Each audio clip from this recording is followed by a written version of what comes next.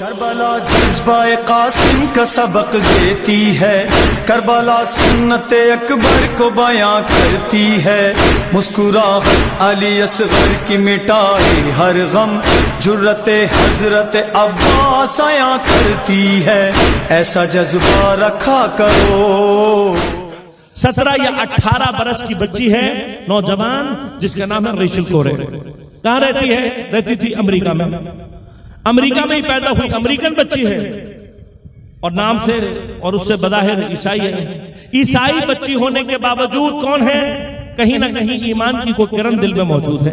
مجھے نہیں پتا وہ اپنے خدا کو کس نام سے پکارتی ہے، لیکن جس نام سے بھی پکارتی ہے اس کے اوپر ایمان رکھتی ہے۔ لہذا کیا ہوا؟ یہی بچی ہیومن ایکٹیوسٹ تنظیم کے ساتھ آشنا ہوئی، اور وہاں سے امریکہ سے کہاں آ گئی؟ فلسطین۔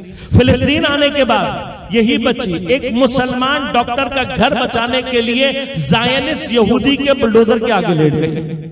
ہم سے اگر کوئی کہے نا تو بلڈوزر کے آگے لیٹنا اتنا آسان کام نہیں ہے۔ ہمیں کو بلا لے کہ مولانا صاحب فلاں جگہ بلڈوزر چل رہا ہے، مومنین کی آبادی پر آپ تشریف لے آئیں، بلڈوزر کے سامنے لیٹنا ہے، تو مولانا صاحب کو ویسے ہی ہارٹ اٹیک ہو جائے گا۔ یہاں پتہ لگتا ہے نا ایمان کیا ہے۔ ممبر پہ بیٹھ کر باتیں کرنا، ایمان کی فتوے دینا بہت آسان کام ہے۔ جس کے ساتھ چاہے توہین کرو، جس کے ساتھ جو مرضی کرو، آسان کام ہے نا۔ ممبر پہ کیا مسئلہ ہے؟ پنکھا چل رہا ہے، ہوا آ رہی ہے، جو مرضی کرو۔ ایمان کی بات ہی بتائی گی کہ کون مومن ہے کون نہیں۔ لہذا اس بچی نے کیا کیا؟ لیٹ گئی۔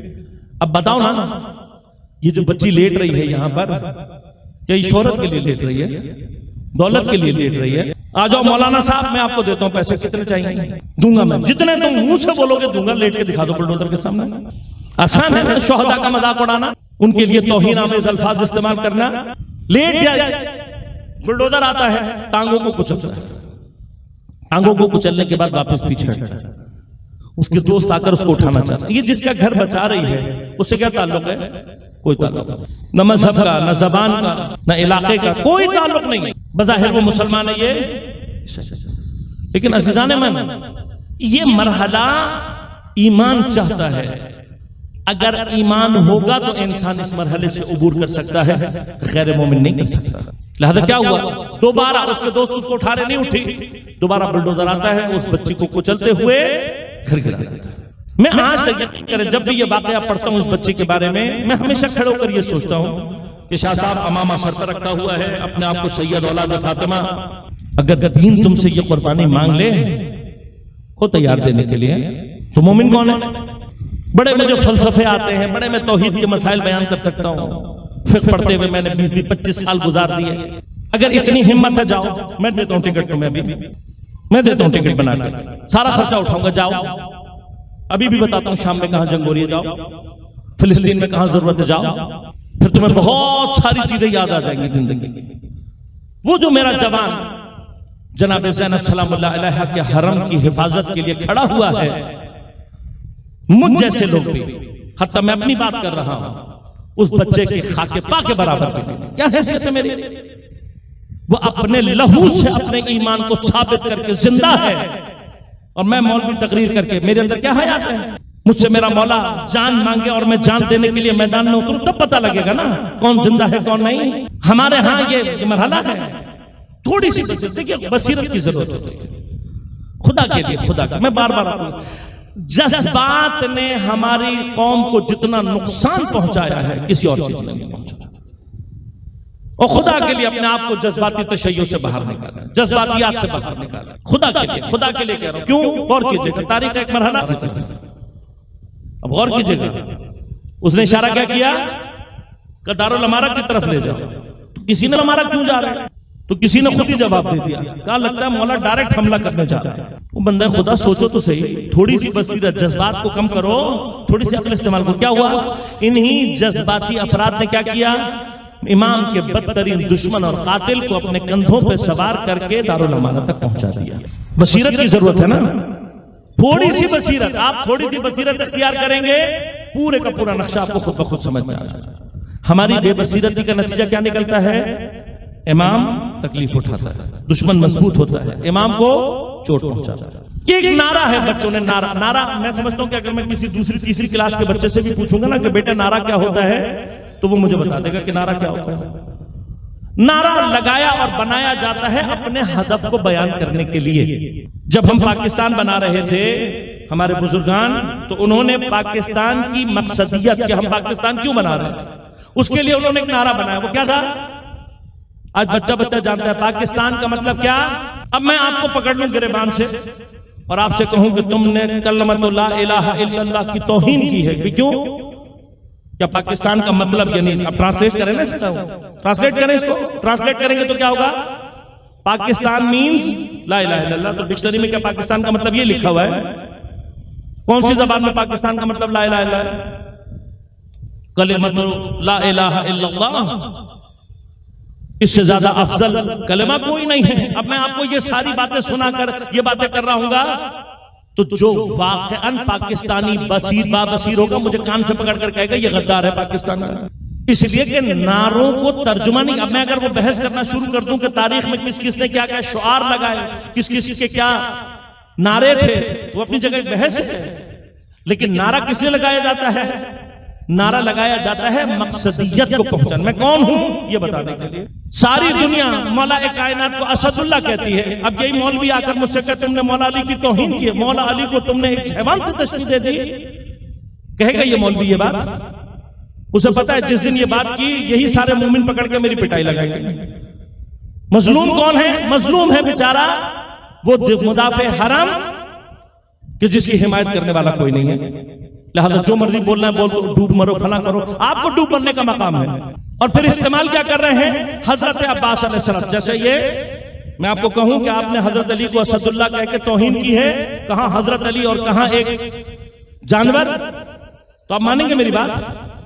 آپ مجھے کہیں گے نا مولانا تھوڑا سا عقل میں آؤ، چورن فیکٹری بند کر کے عقل کی وادی میں آؤ. حضرت علی کو اسد اللہ کہنے کا مطلب شجاعت کو بیان کرنا ہے.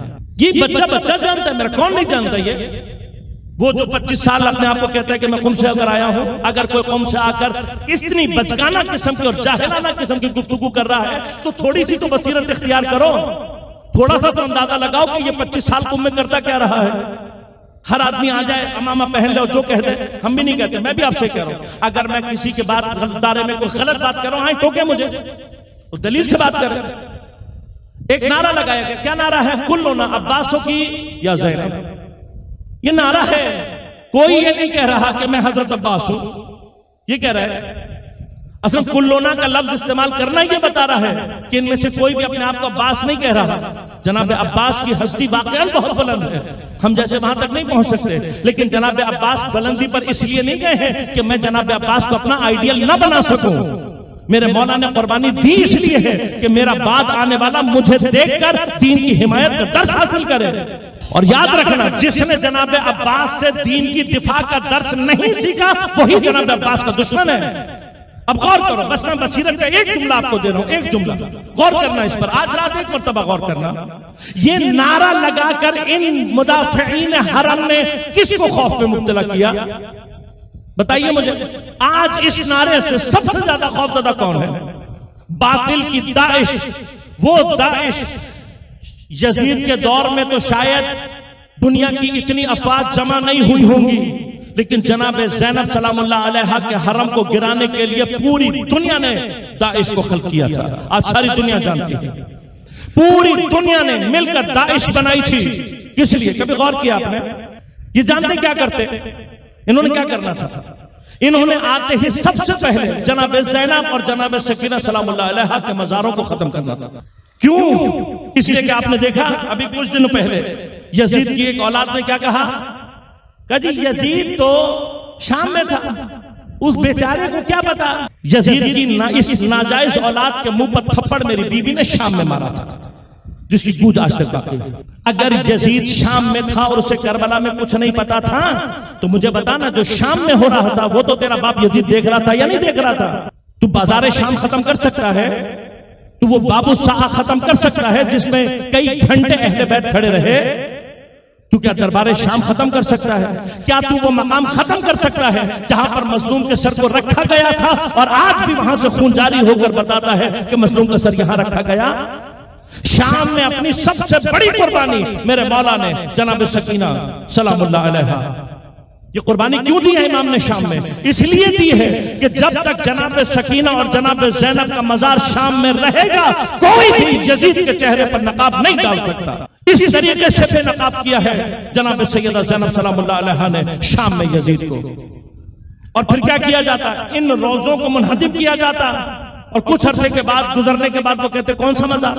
یہاں تو کسی کا مزار نہیں ہے, یہاں تو کسی کی قبر نہیں ہے, یہاں پر کوئی بھی نہیں تھا, کوئی ہوئی نہیں شام. اور تم نے شام کو ایک دفعہ جھٹلا دیا, کربلا خود بخود جھوٹ بن جائے گی, افسانہ بن جائے گی.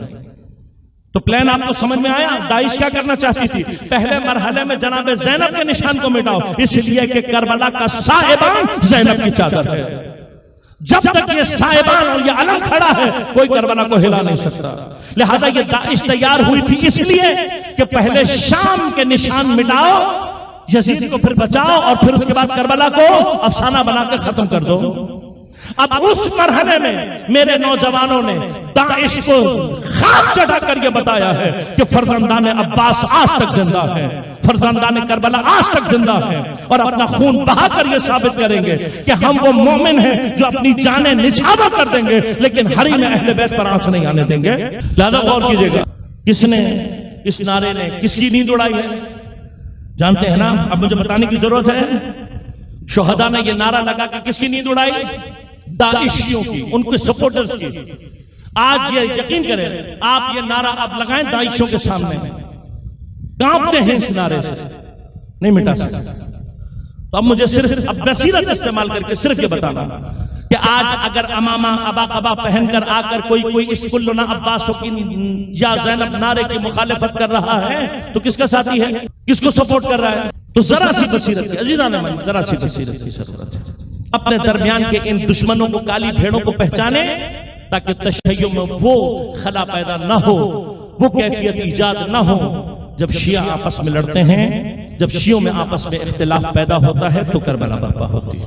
اور کربلا ہی برپا نہیں ہوتی بلکہ اہل بیت کو, پیغمبر کی ذریت کو سربراہ نہ کر کے بازاروں اور درباروں میں گھسیٹا جاتا ہے. لیکن میری بیوی نے شام میں ایسے نقش چھوڑے ہیں کہ ان نقوش کے ہوتے ہوئے مجال نہیں ہے کسی کی کہ جو کربلا کو بھلانے کی جرات کرے, جو یزید کے چہرے پر نقاب ڈالنے کی کوشش کرے.